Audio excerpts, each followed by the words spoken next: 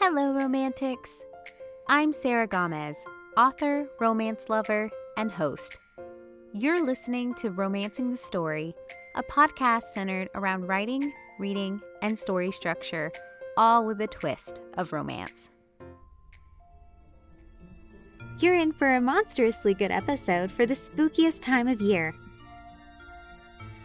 We're at episode 63, and on today's episode, I speak with monster romance author Kate Pryor about expressing yourself using the means of a monster, the primal fear of being unrelatable, and the appeal of monster romance to readers. Surprisingly, there was some D&D talk about fantasy constructs that harness a lot of coding for creatures. We also talk about how monsters aren't necessarily bound by typical tropes, and how it allows us freedom to play and bend the rules for romance. Slight disclaimer. This episode is rated PG-13. While we don't get gratuitous, there is some sensual talk of how monster romance deviates from the standard open-door scenes, and creative liberties are taken. Kate also happens to be the co-host of the Romance Writers Therapy podcast. The last episode I listened to covered Kate's book release and what she learned from the process this time around. It was really enlightening to see a postmortem from the author's side, given book launches were also a topic I covered on this podcast. Links to the Romance Writers Therapy are in the description. There is also links for how to connect with Kate and where to find her books, along with other media mentioned in this episode. Also, since we're nearing the end of Preptober, I'll be posting all kinds of helpful tips, tricks, and offers for you this NaNoWriMo. That's National Novel Writing Month that starts in November. I have a lot of fun things planned, so if you haven't yet, be sure to follow me on the socials at Romance the Story. With that said, let's jump right in. Kate, I know I had just listened. You kind of mentioned it while we were just talking just a second ago, but I was actually binging the Romance Writers Therapy earlier. Oh my gosh. So something you'd mentioned was you like to have it sound more conversational. And I always like that too. So I just want to say, hi, Kate, how are you? Hi, I'm good. How are you? Oh my Good. It's been busy, huh? I know you just released the Gargoyle from General Management a couple of weeks ago. So has it been busy? It has. I always kind of underestimate just how much has to happen. I think of it as all of it up to the day before, and then my mind is and then take a vacation, and then it's no. You have to continue setting up sales and keep posting about the book and keep getting people to share it on their emails and their Facebooks and everything. Every time I underestimate it. Well, and it's so surprising to me. I guess I think I probably know in the back of my brain because I work in video games. So I work with retail quite a bit. I should know that October, November, prime time, right? For gift giving and all the promotions and making sure your book gets out there if you're promoting it or if you're trying to put it out there for people to know about, right? Right. So. I think last year I was because I had every book in this series I released in October or September. Mm-hmm. Because, a lot of romance readers kind of do the seasonal thing of, I'm in the mood for a seasonal romance. Everyone's putting out their cozy fall recs. And a lot of people take their first dip into monster romance during October. So, if you have a new release, this is the time you're going to get the maximum hype about it. And a lot of people have also kind of had that thought. This year, I'm seeing it everywhere. I'm oh no, I might not do this next year because it is just so much. It is I feel utterly myself. I feel lost in I can't even pick out books I want to read. There's just so many of them. Oh, I feel you because I feel I want to do certain episodes about things and the time frame we have, but then at the same time I'm but I want to put this really on my TBR, but there's so many. All the monster romance, like you said, tis the time of year. So I'm really excited to dive into it. And I told you, I'm halfway through the Gargoyle from General Management, loving every minute of it. And I'm so excited to do a monster episode. So thank you for coming on board for that. I've been dying to do one for like a year. So like, thank you, Sarah, for having me. That is, like, like I love when people first get their taste of monster romance, and like they're realizing like just how similar and how much more like cartoonishly hyped up the things that they like about romance get to be in monster romance, because it's kind of like, now that we've stepped out of reality a little bit, we can do whatever we want. That's what attracts me a lot to monster romance is like the kind of that amplification, absolutely. Yeah. So like, that's what gets me. It's just like, oh, romance gestures, but bigger, right? Bigger, like all the bigger, girl. So no, I absolutely think of it in like terms of like people, like you hear people make the observation, sometimes complain about how romance heroes are kind of like always 6 foot, 7 foot almost, like the broadest shoulders, linebacker shoulders and all that. And it's like, how many like 6'7" guys can we have realistically, guys? There's only so many dukes in England, they can't all be over 7 feet or whatever. And so then I think of it like for like monster romance, it's like, no, we are jumping the shark. We are going even further. Exactly. So like, that's kind of like, I think part of the appeal for a lot of people, including myself, is just like that kind of, like you were saying, kind of this unnatural, kind of these like things that, you may not have in the real world, but it's a fantasy and it's amazing, and you want to live in that world for a little bit. Absolutely. Just so we can do the normal intro, I will say, welcome, romance author Kate Pryor. Yay! Thank you. So I know we're talking a little bit about the monster romance genre, but in case listeners don't know, can you tell them a little bit about yourself and your writing? Ooh, this is the hardest question, because whenever you ask, can you tell me about yourself? It's like, I forgot who I am. My day job is in illustrating. I don't know. I like cats. I like cartoons. I love comic books. I love getting really weird about like the history of storytelling and the way it's evolved from like an oral format and like the patterns that took place in an oral format, and how you like enhance the story through that, and how that's kind of carried over to the way that we, use metaphors and like repetition and, just the evolution of storytelling is, one of my big geeky things. You know what? I can see that in your writing, because that is something that has attracted me really to your writing in particular, is that you do have these really awesome way of describing things and using like metaphors like to the maximum. Like you really like get the best, I think, a lot of leverage out of using certain metaphors that make my brain think in a different way. And I really appreciate that, like banter and like some of my, and using like wordplay like that really is like one of my love languages. Like just loving every minute of like the gargoyle from General Management, like the latest entry in your series. Is that kind of your style, would you say? A little bit? I love a good metaphor. I will beat a metaphor to death, in the first draft. I'll tell you like a little fun fact, because I was thinking about this the other day. The gargoyle book almost wasn't a gargoyle book. For a little while, I was like, I'm having such a hard time coming up with a title for this weird little book that maybe I will just change the monster and then I'll redo the title, find a better monster for the title, and then rewrite the whole book a little bit. And then as I'm like working on the first draft, I was like, because when I write these books, I'm primarily just trying to make my critique group laugh. They're all my friends, and we've made like such a wonderful like lasting bond, like because we started like right at the beginning of COVID, so we do this every week now.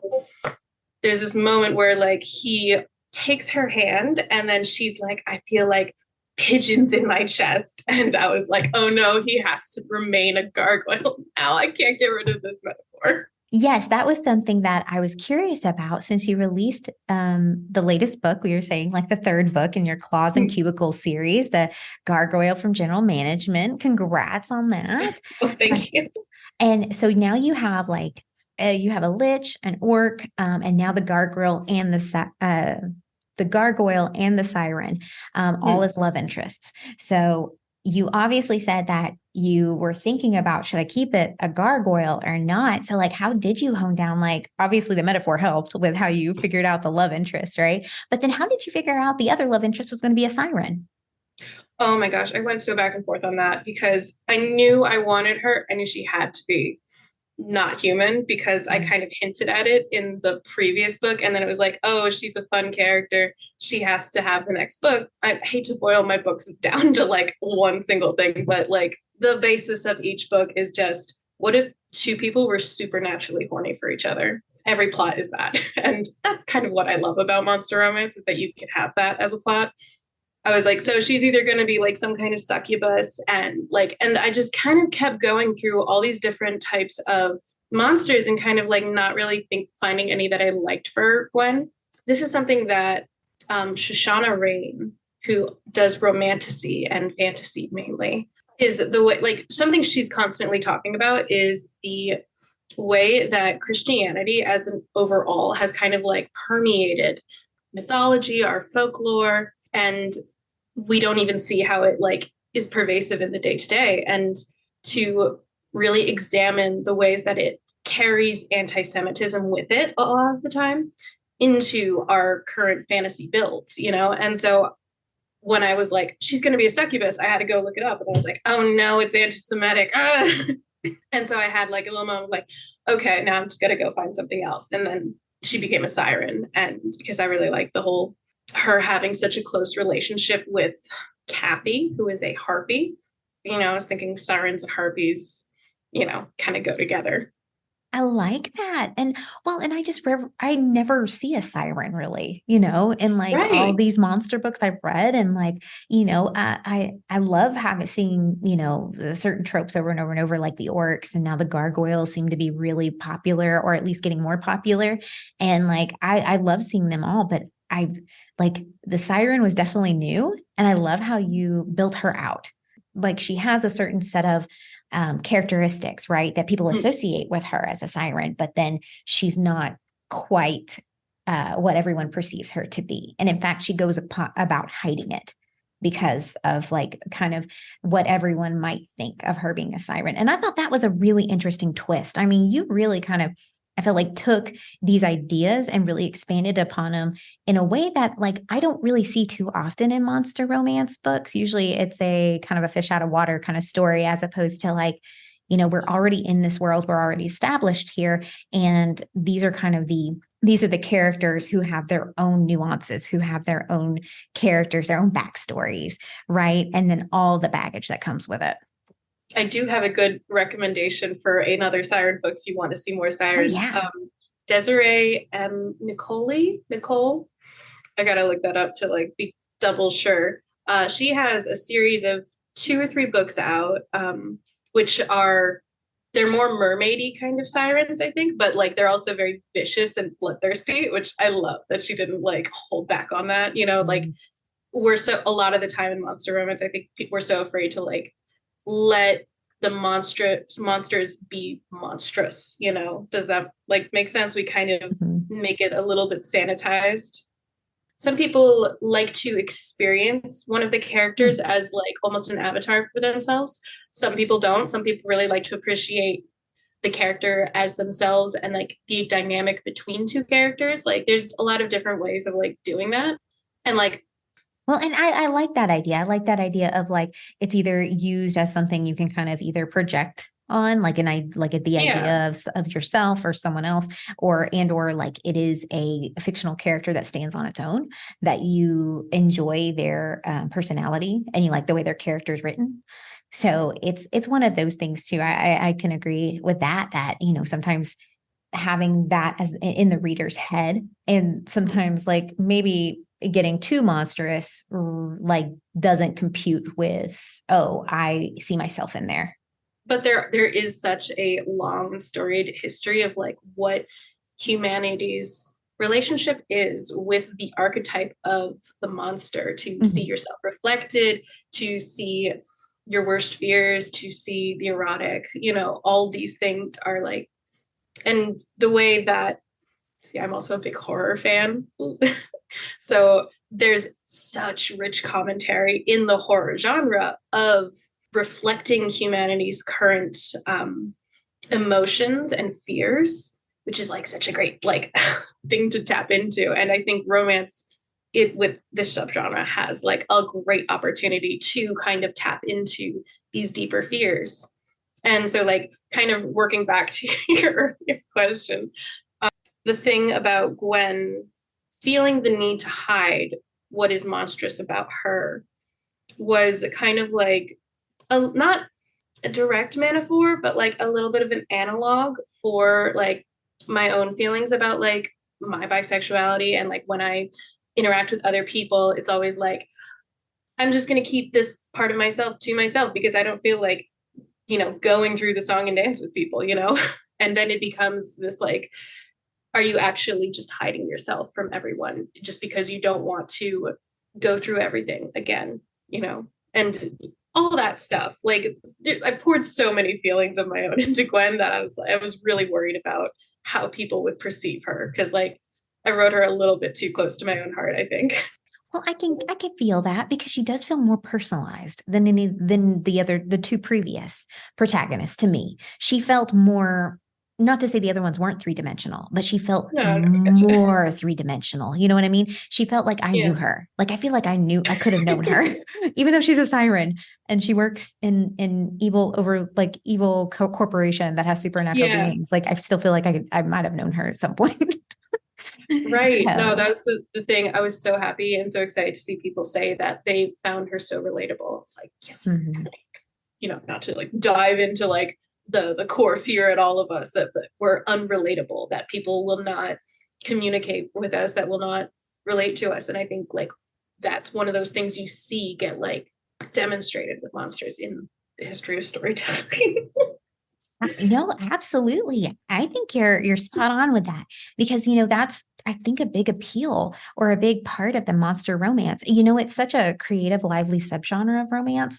It explores and challenges different aspects of love and attraction for us. And I think that the subgenre is really having a renaissance moment with the variety. Like we were talking about the sirens and like I'm seeing gargoyles pop up everywhere in the last year or so. And there's a lot of like really cool conceptual ideas in that. And I think that's one of them is the siren as far as like being relatable and like hiding herself from other people. And like, is that part of what the draw was for you to write monster romance? See, I feel like when I started writing monster romance, it was entirely an accident, So originally I had manuscripts that were contemporary romance and they were full-length manuscripts. And I was querying them because I really wanted to be published in the traditional sphere. I think a lot of new and young writers kind of see the validation that is kind of inherently built into the premise of querying and your book being chosen out of so many. I think that appeals to a lot of people who have not yet found the validation that is in the first steps of pursuing any artistic pursuit. And you had like contemporary romance books already written, you said, with manuscripts? Yeah, just hidden away, stuffed in a drawer. So like one of my friends was like, there's this anthology that, we're all writing short stories for, if you want to join in, you might be able to make the deadline. And so I was like, I could drop everything I'm doing and I could just mad dash 15,000 words, have a book. And then and it worked. And then I got in. And then the very next day, the publishing house that was hosting the anthology, like just disappeared, I guess, kind of almost overnight. They were like, it's canceled and we are never going to talk to anyone ever again, which is a little bit of a problem that you run into in the self-pub and indie pub sphere. It just kind of became this thing where I was like, all right, I'm just going to throw this out into the world and, forget about it. People can read it. But then like the editor who edited that first story, Love, Laugh, Lich, she was like, I would love to read more of this and like see more of this world. I was like, all right, I will continue doing this. And then it just kind of became a thing that I'm doing, but I'm having such a blast doing it. Well, and it seems like that because I love seeing your posts about it and like how you seem like you really enjoy the process of writing these books and really love these characters. And I feel like I can always tell, like, through the last couple of hints of, the books, I can see like, okay, like I bet it's going to be this person, the next one, like you were saying, right? Kathy, the harpy, right? Like I Yeah. can see who's going to have the next book in the series, right? And that was kind of like one of my questions too, like is like you create a world that has like a breadth of different types of monsters, right? Like all different types of monsters, and office politics that are ripe for multiple books because like lived in like I work in an office, I live that life, and it is hilarious and both therapeutic in a way to kind of see like, okay, like monsters are different from me. They have the same issues. So the first book, I think I wrote before I actually worked in an office, but then like 2 months after I published it, I got a job at an office and I've worked there ever since. And, I enjoy it. I like, day job. And, but, every job has its frustrations. So, every time like I get into a spat with like, not spat, but like, I'm getting a little annoyed with the IT people. I'm like, all right, I'm gonna write this down. Is it terrible? I have a whole notebook of like little like stories of things that happened in the office. I was just like, I don't know where I'm ever going to put this, but I need to like this needs to be documented. Oh, absolutely. When I worked at a coffee shop, I would do that. Like every time like I had an interaction with a customer who had like a bone to pick with someone, be like, all right, you are going to be immortalized, lady who ordered 17 Splendas in a cup of coffee. Well, listen, I'm not gonna lie. In your second book, The Orc from the Office, I almost cried because I was just like, because I felt seen and both and like a little humiliated because you were talking about how the protagonist had accidentally accessed orc porn. Well, I didn't do that. But since I work in the video game industry, a lot of weird stuff crosses my desk. And that includes games from Japan. And that includes like games about hormones and shooting girls with hormones and losing clothes. And when I accessed it, I had the trailer that somebody sent, and I wasn't given a forewarning that, hey, probably don't watch this on your work computer. I had to email HR and said, I am so sorry. I'm so sorry. It's stories like that I'm just like, one day it'll make it in a book. So one day people will know what happened. They will know my pain. My parents are both computer professionals, and my boyfriend is a computer professional. And I am woefully terrible with computers. So like there's a lot of like in Janice and Kent's book, the Orc from the Office, it's a lot of like this actually happened, but like it was just me at home and like I see it. This is just an office with monsters, right? And all the nuances of the monsters. So that's what makes it really fun for me as far as like and getting to see all the different types of monsters in all these different jobs and all these different environments. So I think you make each monster distinctly different and unique in that way. And did you decide early on how the monsters would look, act, and their quirks? A little yes and no. Some things are predetermined and some things are not so much predetermined. I don't think I have it in me to write an alpha hole kind of male love interest. I cannot stand like that kind of person. And I think at the end of the day, what attracts me is like a really goofy person. So my love interests are always going to be like a little goofy guy. I love that, like, there's like you do have like all these different monsters. And it sounds like you did a lot of research because when you were mentioning the succubus, that you had done some research beforehand to kind of figure that out if you actually wanted to use that type of monster in your world. Mm-hmm. And it was inherently or had some connotations of anti-Semitism to it. So that was really, that's really eye-opening to know and to hear. And that's something, I think it's really great that you took into consideration. Like, so obviously you do a little research beforehand, right? To kind of narrow down which monsters you want to use. Are you planning out ahead? Because obviously like Kathy, the harpy is hopefully going to be next. I'm not planning a lot out ahead. The Lich book is a lich because I kind of looked around at like all the other monster romance, and there were like a bunch of requirements for the anthology it was going to go into about like it couldn't be humanoid, it couldn't be like And it felt like all the good kinds of monsters were taken. And I was like, let's dig into the Dungeon Master's Manual.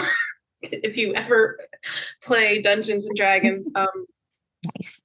one of these days I'll actually get to play it as a player and not the Dungeon Master, but like that's where I kind of fall in things. I just always end up running the game. So I have all the manuals and it's like, okay, time to flip through it. Very convenient. And there's also a lot of monsters I think that people wouldn't recognize. But like, so I was like, the Lich is like very cool and exactly what I think of most billionaires. I think in today's society, if you like hear constantly about like what today's billionaires are doing and like just constantly rolling your eyes into the back of your head, it's like, yeah, a lot of frustrations there. So I didn't think I could write a loving relationship with an actual billionaire. But like at the same time, like I was like, I had kind of assigned myself a CEO billionaire kind of romance. I was like, all right, I don't know what to do. And I was like, all right, he's evil, but it's a goofy kind of evil. You know, we are over the top assassins running around and evil in only the most cartoonish of senses. But like I do like that. I enjoy how you put your own twist on the monster romance. Kind of speaking of which, you know, we were talking about like you use the CEO billionaire romance, but you made it like monster and it's goofy evil, right? Like you really put your own twist on that and kind of brought it to life that in a way that's true to you, right? In the true essence that you enjoy. Like, and then instead of like I was mentioning earlier, the fish out of water trope where like the existence of monsters kind of unknown, you kind of took the different approach of like, we're already established in this world. We already know about it. We're already way into this, like several years into this, like where people know about each other. They know what types of monsters everyone is and like what comes along with that as far as the background and like different characteristics. So when you approach the story by writing monsters already established and coexisting in society, the conflict seems to deal more with the differences in creature culture and how situations are handled from monster to human. How did you go about creating cultural differences the monstrous love interest would have? One thing I wanted to be extremely conscious of when I was writing, because like as someone who's played a lot of Dungeons and Dragons, if you're at all familiar with the source material, there's this kind of uncomfortable thing where like they label like if you want to play a dark elf or a drow, or if you want to play an orc or all these things, you kind of get stuck with the evil alignment. And that's so unfair. And it really limits creativity. It limits the depth of like being able to connect with each other. And so I really wanted to make sure that even though these characters weren't designated human in the story, that I never denied them personhood, because that's something that always like really stuck with me, is that in a lot of the D&D manuals and in a lot of like fantasy books, you know, at large and in our current world, is that sometimes they don't refer to him like that guy or this person. They say the thing or like such. And that it was like, it starts there. It makes making sure every character gets personhood. And when you work in the fantasy kind of like established fantasy norms that we have in today's current, the way that I want to say J.R.R. Tolkien has kind of redefined fantasy for the last 100 or so years, for us, you kind of end up with this thing where like orcs are kind of racially coded as like black, or there's a lot of Orientalism with like how we talk about elves, or like anti-Semitism when we talk about like goblins and, you know, whatever. And it's so icky. And like it's such a reduction, you know? And I know I'm fully not the person to like do a deep dive into this, but it's like, I didn't want to one for one make the do that so that you could look at an orc character and be like, oh, this is just a reconfigured, you know? I didn't want it to like read like, oh, I'm just reading about like this other race of person, and because we're under the guise of fantasy, we're using that as like a method to allow us to say some like really wrong things. No, we're not doing that. We're taking the moment, because it is a romance and love should be at the core of it. So I wanted, like, every time that we highlight a difference in the cultures, to have that moment of, this is about love and connection. So there is a moment in, I want to say the orc book, because it is one of my favorite moments, where Janice is, it's not the moment she's looking up orc porn, but it is, I think, where she's kind of researching what it means to be bonded to an orc. And she's watching these videos of these older orc couples talk about how beautiful the bond is. And that was like very loose, like not inspired by, but like at the same time, that book that I was writing that, it was like maybe a few months to a year after Indian Matchmaking, the documentary series on Netflix, came out. And like, obviously I know nothing about like this, but like when I was watching the documentary series and hearing people talk about how beautiful this like way to get to know people was and how to meet new people, I was just utterly astounded. I was like, I want to reflect that kind of a beauty in something. Oh, absolutely. And I think it's been in the discourse, like you mentioned before, the like racially, ethnically, stereotypical like coding has been for a lot of fantasy characters. I think that's been in the discourse for quite a while now, because I know absolutely. And it's something that monster romance needs to have a reckoning with, I think, because there are a lot of tropes that romance as a genre, not unproblematic. We can look at, like, there's a lot of like Harlequin books that come to mind for me that are like engaged to the chic or whatever, or like that kind of thing, capitalize on culture shock and the differences and kind of making drama out of that. Because we've kind of, as a society, I think we're starting to recognize that those things weren't okay. And you're not seeing people publish in that vein anymore. But I think a lot of people are kind of harvesting those tropes and that kind of way of writing for the purpose of monster romance. And I don't think that's cool.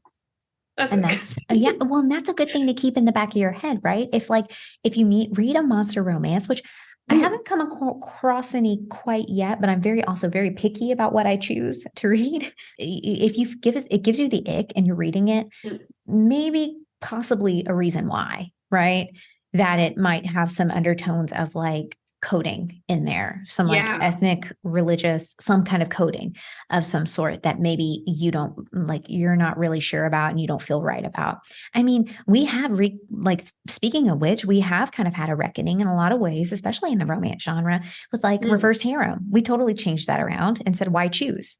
You know, we took that terminology and we changed it in order to be more inclusive and like less stereotypical, because, and hurtful. Yeah. The thing when you said why choose, the thing that not a one-to-one analog that came to mind, but I always see it online, is like, why is the grumpy sunshine always like, why is it he's always grumpy and she's always the sunshine? Why do we call it reverse grumpy sunshine when she's grumpy? Like, why do we just kind of assume things are going to line up this way? There are certain, I think, characteristics we assign to certain types of people. And I think a lot of times that gets sometimes built in subconsciously too. So sometimes when the things we read, it might come out. Like, I know for fantasy in particular, there's been a lot of talk about that. Like you were saying, like, I know with like J.K. Rowling and a lot of those things, I mean, honed into people that. Are identifying like there's something a little bit icky here, and I'm trying to like figure out what it is underneath the trappings of fantasy, Exactly. Like we're learning to unpack that, I think, slowly. So, and I think romance will eventually catch up with that, because like monster romance has, like I said, kind of a renaissance. So there's a lot of stuff out there right now, and some of it might not always be great or good. Absolutely. So there is such a dialogue in monster romance that I think is starting to like really happen. And like when we talk about how monster romance is kind of, in some ways, it's used to reflect a lot of like, when we talk about like Frankenstein, we can like, especially the 1930s adaptation of it, the movie, being used to kind of express what it meant to be like queer in society. And then, hiding yourself, feeling like a monster, feeling like you were an abomination, like you were created outside of like the very binary ways to exist. So like when we talk about the monstrous, things like that usually, like that kind of theme usually appears. And yet at the same time, monster romance is so often reaffirming the hyper masculine and hyper feminine duality, between like of romance that like you see in a lot of cisgender straight romance. Like just gonna like pull it in for a second and then push it back out. Like, all right, just touching on that. There's so much room to like express it. I'm sorry, I'm cutting you off. No, you're fine. Cause I love hearing your opinion about that. Cause I think like you have some really great insight into it, that there is a lot to explore there, right? I mean, it's monster romance, for goodness sake. We can do anything. Absolutely. And I think that's like how it can be used for like any purpose. Like really, like anyone who like has something to like express, like you can do it, even if it's like kind of a problematic thing to express, in that you want to like write about. I think the thing that like I constantly notice that I pick up on when I read a monster romance is when they describe like the size difference between like your heroine and your big guy. And like, so you're always like, we have our girl and like now we can allow her to be plus size and still feel utterly petite next to giant guy, and it's reaffirming that hyper feminine, hyper masculine kind of fantasy that I think a lot of people feel drawn to, except a lot of people also feel alienated by it and don't find it all that great. Well, and so I really love that because monster romance, because you can absolutely invent your own genitalia now. That's on the table. So I think that like really gets to examine like what you could do with human sexuality outside of human parts, like with when the imagination is your limit. Like, oh my god, there's an Aguirre book, I think it's called Strange Love, where the love interest is like this insect guy, and like I love that book. Parts, and I'm like I'm so afraid of bugs, but like the book had me like, oh my god, I cannot believe I'm like reading this, and like also like all about it. No, like I couldn't believe I was reading about like an insect creature and feeling things, like feeling like, heat, like heat. It's so interesting to like start from like a place of like fitting into all like the very narrow boxes which society prescribes us, and then being able to kind of like say, all right, now we're moving to the next thing, and now we're moving to the next thing, and now we are nowhere near where we started. Right. And well, it's just, that was actually a book I specifically called out in my erotica. I had an erotica episode, and that was when I specifically called out, because we were talking actually about something very similar, about how you can mix subgenres with erotica. And like it can be like monster erotica, or it can be like horror erotica. We talked about that a little bit too. So like we were saying, like you can mix subgenres, and like sometimes those bounds don't have to be how you would imagine like traditional sex to be, right? Yes. Like that's what we were getting to. And that's when I brought that up, because I was just like, well, I read this book. There's something about like, I think having read when you are a prolific reader or a prolific writer, and you're either or doing both, you're reading a lot of sex scenes and you're writing a lot of sex scenes. To me, I've started to find like this point of like when they kind of get to if there's going to be a traditional kind of P and B moment, then like how many times can I really write? Like how interesting each time I write this, can I make it interesting in a new way of just going in and out, like, and of course you have to like support it with like your emotional arc, and you have to like hold the plot tension a little bit there, because that is something that you think about as for monster romance. I think that's a big part of it too. I think for a lot of readers or a lot of writers, even it's a way to kind of stretch your boundaries. Right. Absolutely. Try something new, try something that doesn't exist. Exactly. Just like, that's why it's, it's romance, it's fantasy, it's, it's fictional, but you get to kind of play in that area and kind of, kind of live vicariously a little bit. So Like what your monster romance creates a balance of interesting conflicts and characters. We kind of talked a little bit about that, which are distinct from each other. Given that the love interests are diverse in looks, culture, and anatomy, we were kind of mentioning that. What other lifestyle changes or complementary traits arise from the relationships in the series? Well, and the reason I brought this question up was because I really thought of Vlad and Gwen when I wrote this question, because I was thinking that they are very complementary in the fact, but like, I'm not the typical monster, right? I'm not your typical gargoyle, not your typical siren. They're kind of outside those boundaries of like what people usually associate with them. So they're complementary in the way that like, I wanted them to have kind of the same.